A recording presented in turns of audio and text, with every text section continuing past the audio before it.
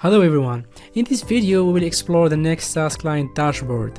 On this specific page there isn't much to see because this part is tailored to your business logic depending on what your app does.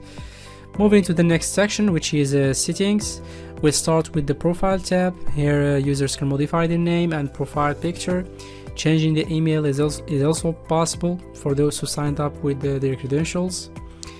In the security tab, users can either change their password or enable two-factor authentication.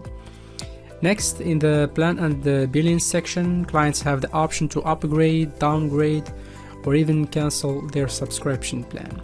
All of this through the Stripe customer portal. Yeah.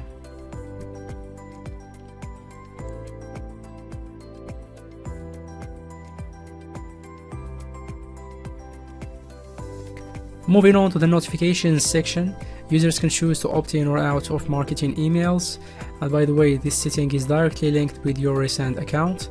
Any email addresses opted out here won't appear in your recent account for marketing campaigns. In the next section, users who want to become affiliates and start promoting your SaaS products can click Become an Affiliate. They will then get access to their affiliate dashboard. Lastly, we have the account section. Here, the user can delete their account if they are no longer wish to be part of the app. That's it for the video. If you want to try it for yourself, as always, feel free to visit demo.nextsaas.io and enjoy the amazing experience of the Next Saas Boilerplates. See you in the next video, God willing.